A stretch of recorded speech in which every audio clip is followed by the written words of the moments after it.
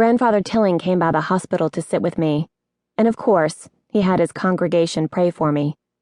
It didn't occur to me to ask him or Mrs. Young to be here for the police visit I'm about to have. Right now, I wish it had. "Are you sure you're ready to talk to the detective, Eva?" my nurse asks again. "Yeah."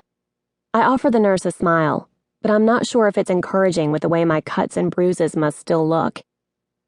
"If it gets too much, you can stop the interview," the nurse says kindly. My nurse helps me to sit up, and maybe it's silly, but I have her get my brush so I can combat some of the snarls. I don't use a mirror, because I can't stand seeing my own reflection. I'm not sure I ever want to see my face again. I certainly don't want my friends to see it. I'd like to cling to the image in my memory, not replace it with this one. Without a mirror, I can't put on even the little bit of makeup I might be allowed, so there's nothing to be done for my face. When the police officer comes into the room, she looks at me the same way she looks at everything else, like she's taking mental notes. I realize that she's the first person other than Grace, Mrs. Young, and the hospital staff to see my face. I'm glad the detective isn't gawking at me. "Hi," I say, because I'm not sure what else to say. I've never been interviewed by a police officer before.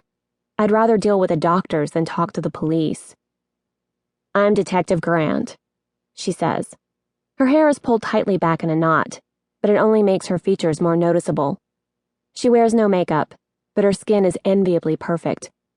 I realize that I wouldn't have envied it before the accident, but now I'm looking at her and can't help thinking that no one will ever again look at me the way I'm studying her right now.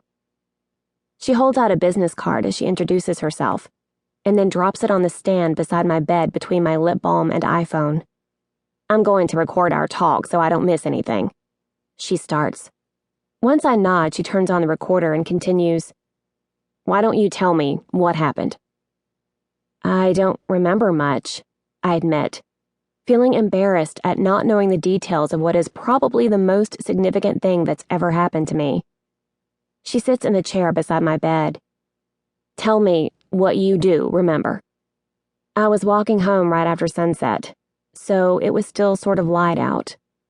I feel idiotic as I try to explain what little I know.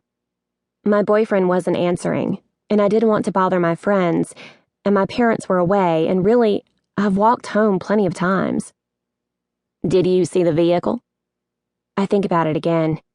Dr. Klosky says it's normal for there to be memory issues with head trauma, but that doesn't do much to make me feel okay with it. "I don't know," I admit. She nods. "Were you walking on the side of the road? Were you wearing something visible?" I try again to think back to that day, but the details aren't there. "I always walk on the shoulder," I say, sounding slightly desperate even to myself. "I don't remember, but I can't think of any reason I wouldn't do the same things I always do. Did they find me on the side of the road?" "Yes. The driver who found you didn't see a car at the scene, but you were visible from the road." I swallow. I was visible. It was dusk. Someone hit me and left me. As the facts and her tone register, it finally occurs to me that this might not have been an accident. The monitor that keeps track of my heart rate and blood pressure beeps. We both glance at it.